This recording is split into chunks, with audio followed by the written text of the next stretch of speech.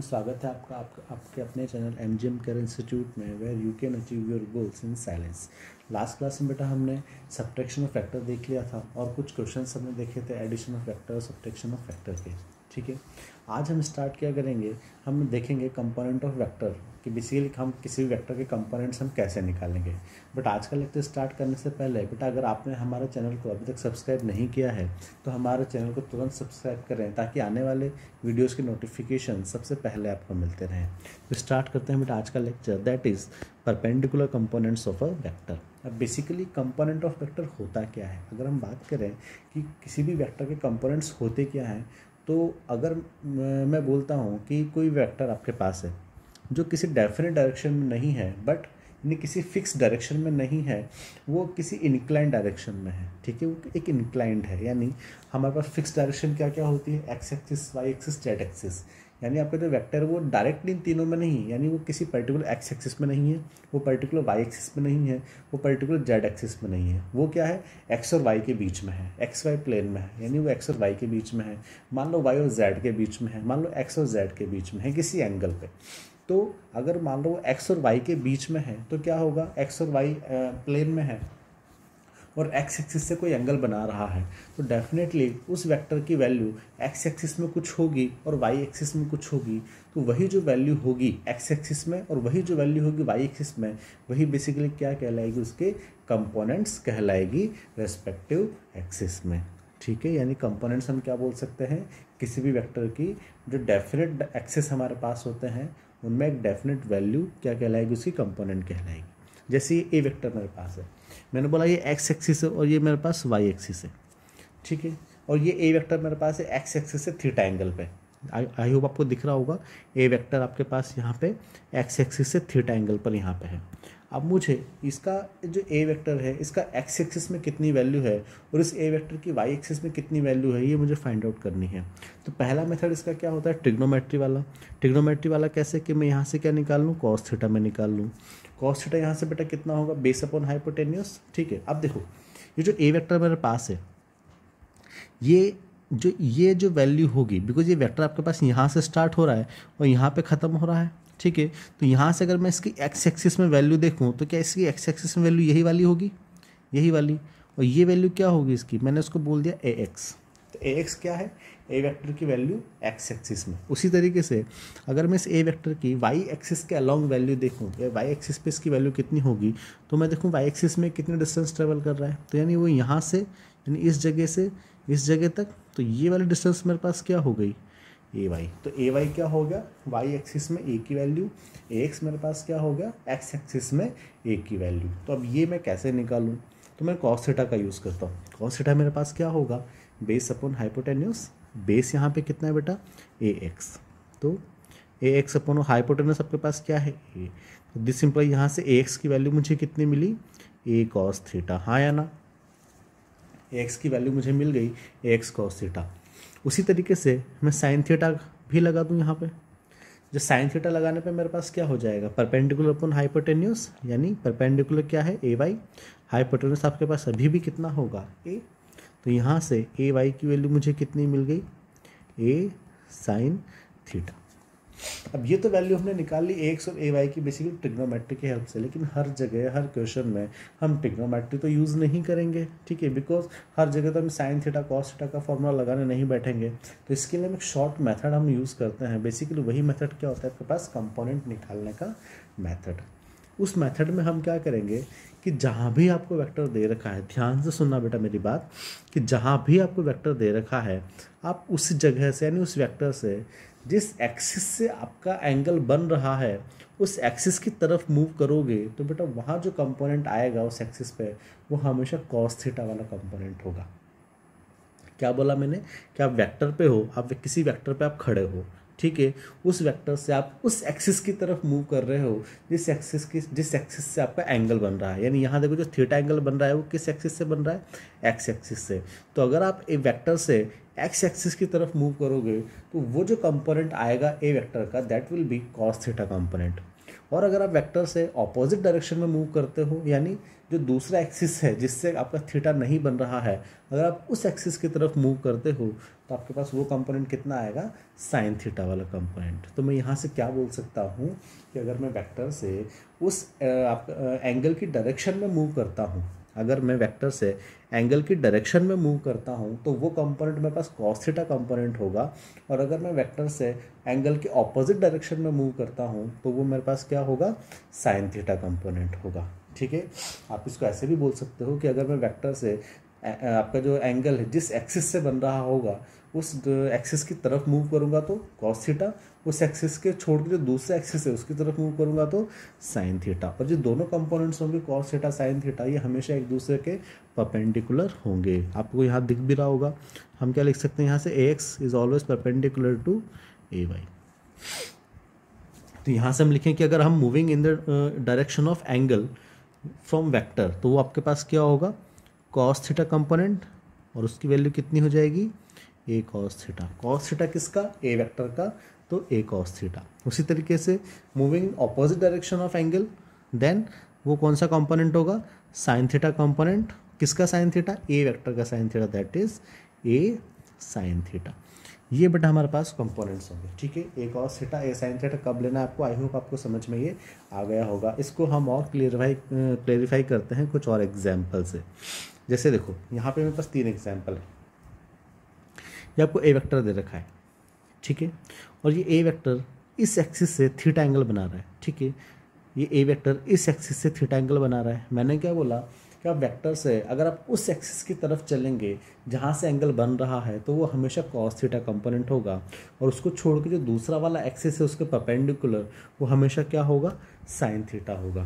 तो इसका मतलब अगर मैं ए से इधर चल रहा हूँ तो ये मेरे पास क्या हो जाएगा, ए कॉस थीटा, तो दूसरा वाला मेरे पास क्या हो जाएगा, उसके परपेंडिकुलर एक्सिस ए साइन थीटा। ठीक है, आई होप ये वाला समझ में आया होगा आपको क्वेश्चन। नेक्स्ट अपन देखते हैं। देखो ये वाला आपके पास दे रखा है ए वेक्टर, ये दे रखा है मुझे, और ये थीटा एंगल बना रहा है किससे, इस वाले एक्सिस से।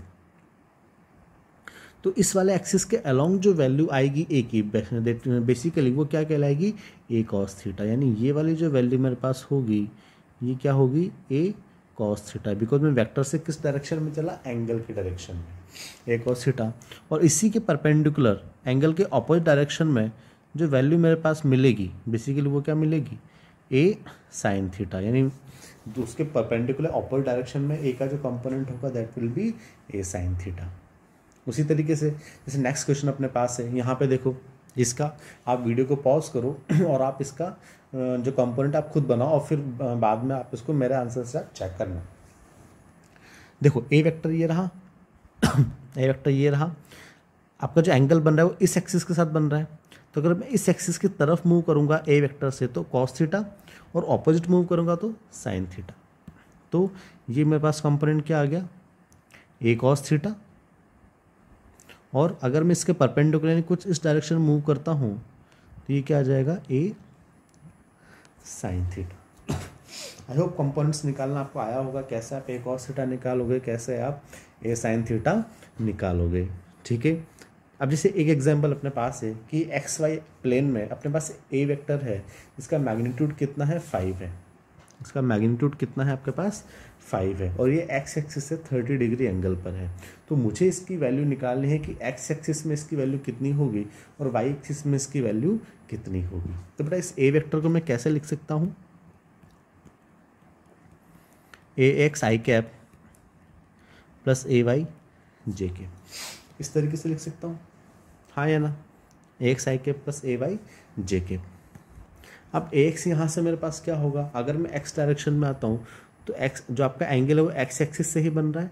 तो अगर मैं ए वेक्टर से एक्स एक्सिस की तरफ आऊँगा तो कौन सा कंपोनेंट होगा, ए कॉस थीटा, यानी ए कोस 30 degree, that is I cap. उसी तरीके से अगर मुझे ए वाई निकालना है, ये मेरे पास ए एक्स होगा, ये मेरे पास ए वाई होगा। मुझे ए वाई निकालना है तो मैं क्या करूँगा, वेक्टर ऐसे एंगल के ऑपोजिट डायरेक्शन में मूव करूँगा, that is A sine 30 degree, that is J K. A cos 30 कितना होगा, जितना ए साइन 60 होगा, यानी √3/2 ए आई कैप प्लस a/2 जे के। तो ये मेरे पास क्या आ गया, ए वेक्टर। ठीक है, यानी एक्स एक्सिस में इसकी वैल्यू कितनी है √3a/2, वाई एक्सिस में इसकी वैल्यू कितनी है a/2। जब आप इन दोनों का सम फैक्टोरियल ऐड आप इनको करोगे तो आपको a की वैल्यू मिल जाएगी कितनी 5। जैसे ये a की वैल्यू 5 हमारे पास है तो 5√3 का होल स्क्वायर यानी 5√3 का होल स्क्वायर अपॉन मतलब 5√3/2 का होल स्क्वायर प्लस 5/2 का होल स्क्वायर। तो आपके पास कितना आ जाएगा 25 और 3 75/4 प्लस 25/4। तो बेसिक 100/4, 100/4 कितना 25, 25 का अंडर रूट कितना आ जाएगा 5 हमारे पास आ जाएगा। तो आई होप ये वेक्टर जो कंपोनेंट लेना आपको समझ में आया होगा क्वेश्चन में। ठीक है, अब कुछ और इम्पोर्टेंट पॉइंट्स, जैसे ये मेरे पास आपको यहाँ पे दिख रहा होगा एक ए वेक्टर है और ये मेरे पास बी वेक्टर है। जहाँ से ए वेक्टर ख़त्म हो रहा है वहीं से बी वेक्टर मेरे पास चालू हो रहा है। ठीक है, अगर मैं इन दोनों वेक्टर्स का रिजल्टेंट में निकालूं तो वो रिजल्टेंट कैसा होगा बेटा, क्या वो रिजल्टेंट कुछ ऐसा होगा। मैं वेक्टोरियल ऐड करने के लिए मैं ट्रायंगल ऑफ एडिशन यूज़ करता हूँ। तो अगर मुझे इन दोनों का रिजल्टेंट बनना है ड्रॉ करना है तो मैं क्या करूँगा, जहाँ से फर्स्ट वेक्टर चालू हो रहा है यानी फर्स्ट वेक्टर की टेल से जो मेरे पास लास्ट वेक्टर है उसके हेड को मैं मिला दूंगा। तो वही जो लाइन होगी बेसिकली क्या करेगी, इनका रिजल्टेंट मुझे शो करेगी, यानी कुछ ऐसे।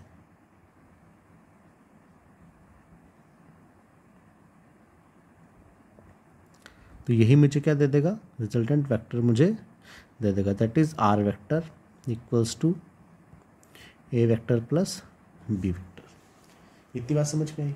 अब देखो यहाँ पे कुछ अलग चीज़ क्या कि ये ए मेरे पास है। ठीक है, मेरे पास क्या है ए।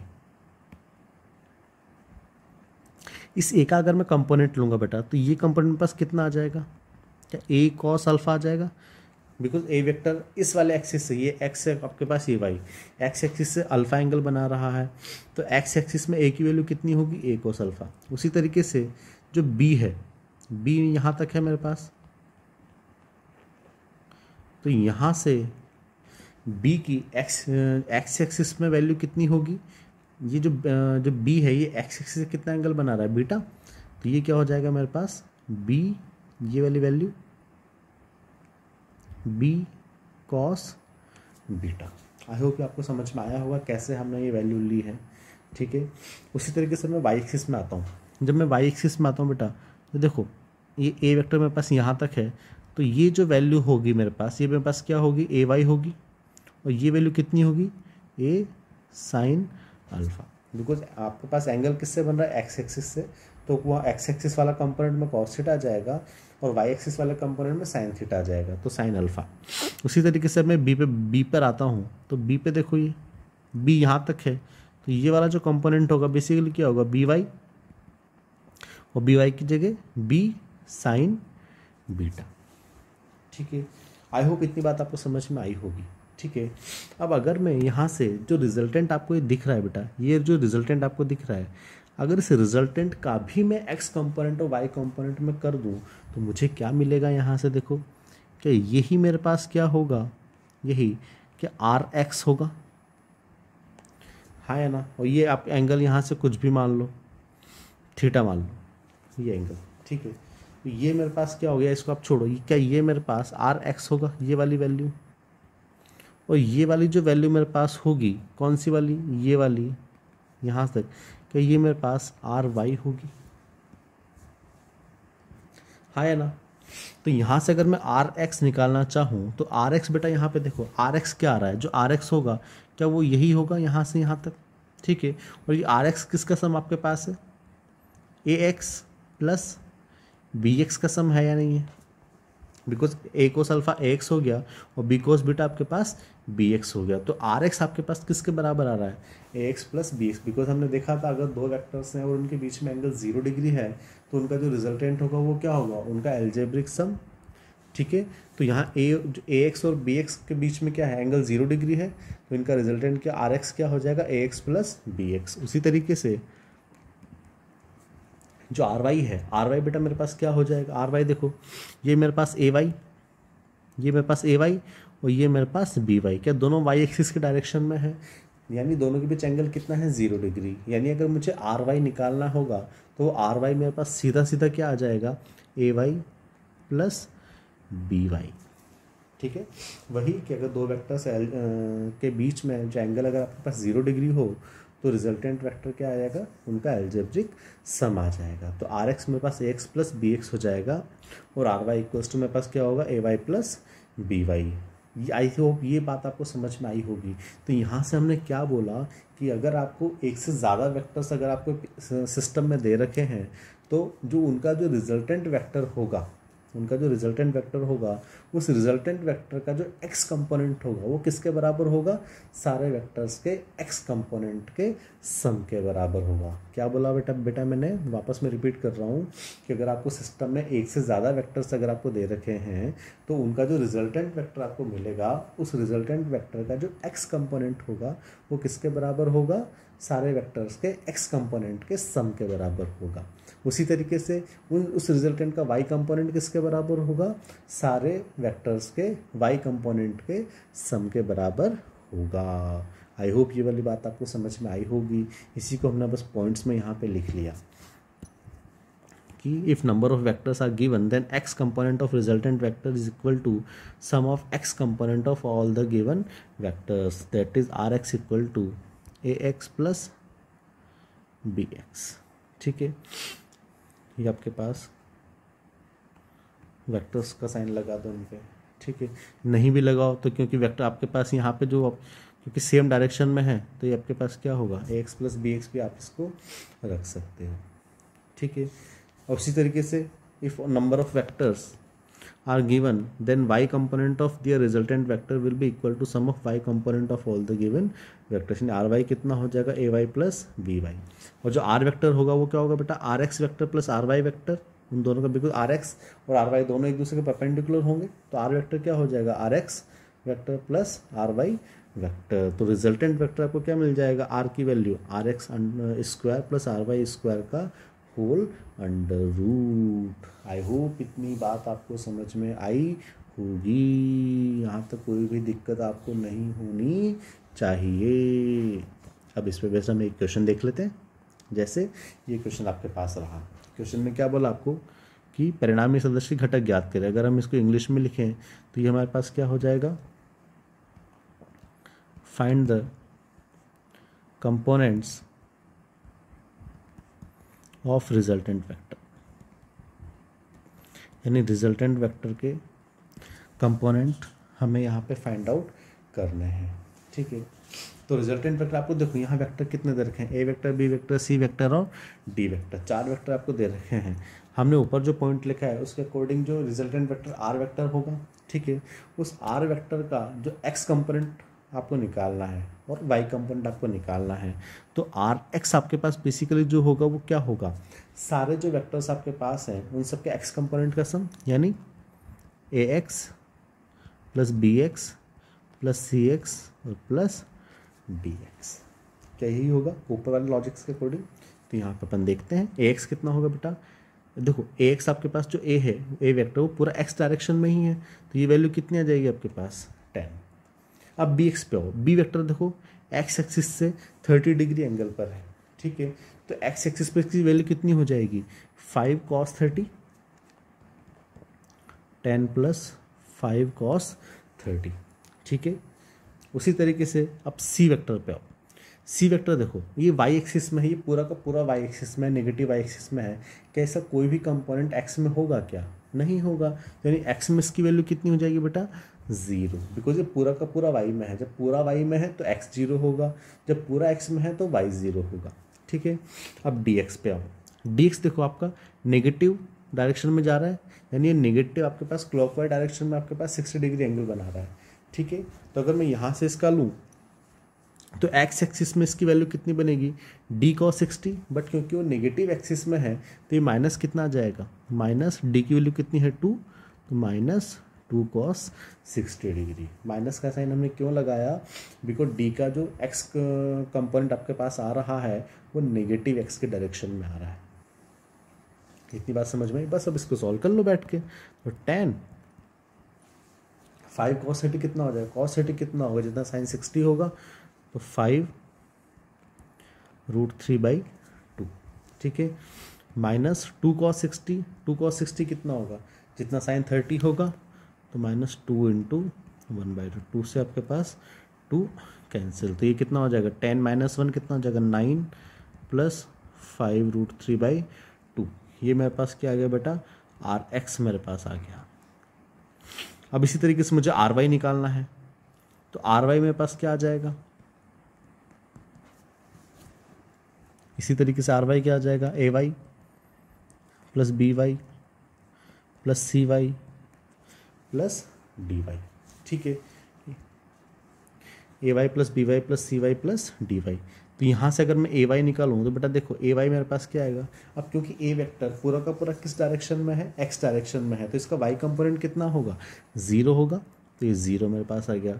B पे आओ, अब B मुझे BY निकालना है, तो BY देखो क्या होगा यहाँ पे, ये जब मैंने इसका x कंपोनेंट लिया था तो कि जो एंगल है वो x एक्सिस के साथ बन रहा है, तो x एक्सिस वाला कंपोनेंट cos थीटा होगा, तो y एक्सिस वाला क्या हो जाएगा sin थीटा, यानी b sin 30, यानी b यानी 5 sin 30 डिग्री।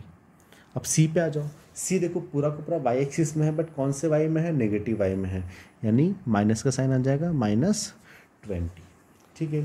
d पे आ जाओ, d का y कंपोनेंट आपको देखो पॉजिटिव डायरेक्शन में आएगा, बिकॉज आपका जो डी वेक्टर है एक्स एक्सिस के साथ 60 डिग्री एंगल बना रहा है, ठीक है, तो एक्स जो कंपोनेंट होगा बेसिकली cos थीटा आ जाएगा, और बचे जो वाई कंपोनेंट है वो sin थीटा हो जाएगा, और sin थीटा पॉजिटिव डायरेक्शन में है तो +2 sin 60 डिग्री, ठीक बेटा। बस अब इसको सॉल्व करना है, sin 30 कितना हो जाएगा 5/2 -20 +2 ये +2 √3/2, बस इसको सॉल्व करेंगे तो हमें जो भी आंसर हमारे पास आएगा वो यहाँ पे आ जाएगा।